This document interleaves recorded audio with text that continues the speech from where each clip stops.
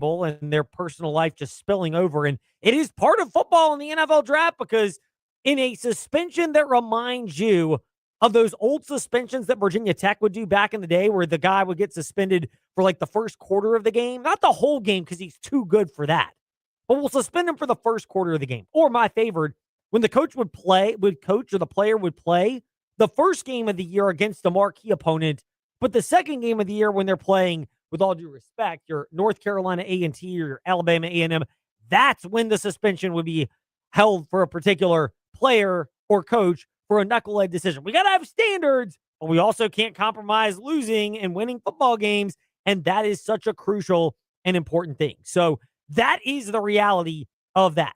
By the way, best joke of all day with the Mike Vrabel, Diana Russini, the spouses for Vrabel and Russini should get their all expenses paid trip to the adult resort in Arizona where Vrabel and Russini were first spotted, or at least it was first exposed, of the many photos that have since come out, including at bars in New York, at casinos across the country. It has just gone wild. And remember, if you're about to do that type of stuff, it may be fun in the moment. It may last for a while. But remember, the four most famous words, 5 if you want to fully spell the contraction out, this won't end well. It may sound good for a while, but it's not going to end well over the course of time when you really need it. So that's what you're looking at when you are working through those things. Meanwhile, Evan is still mercifully trying to figure out how to solve the phone and is getting a crash course of how to get somebody on the air when you're also trying to get the stream up and going. And at some point, we'll get that going because it does not go smoothly on the first day. And we mentioned that before, but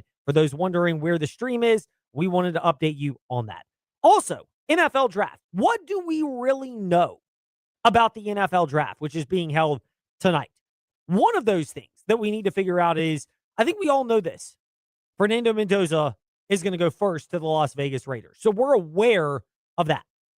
Second of all, we are in the betting market is reacting this way, and the major NFL analysts and prognosticators are all projecting that David Bailey out of Texas Tech, formerly from Go ACC, the Stanford Cardinal, that he'll be the second pick of the NFL draft.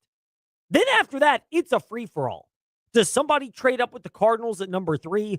Do they sit tight and take Arvell Reese? Do they go with Jeremiah Love? Is it there leaks out that that's what their management wants to do? Does Love start to fall? What do the Titans do at number 4? What about the Giants at number 5? They also hold the 10th pick in the draft after swinging that trade for your guy, Dexter Lawrence, who is now with your Cincinnati Bengals, to our own TJ, or our own Devin. Meanwhile, beyond that, go ahead and just get the stream on the air first. Get the stream figured out. And if you need to call Trey to work your way through it, call Trey to work your way through it and tell him what's going on. We don't text, we call through problems, even if it's annoying and uncomfortable, because we're working through this stuff on the fly to get it figured out. So that's what we know, though, about the NFL draft. That's what we're aware of. We're not aware of a whole lot else. And a lot of it is this.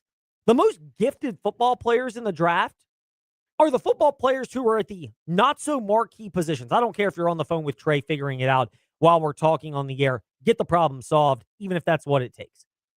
So that's the marquee position dynamic that we're trying to figure out if you're in the NFL, is you've got nobody at really a premium position, which is can't miss. The offensive line is a premium position, but your top guys either have reported injuries like CeCe Mauanoa, Francisco Mauanoa of Miami.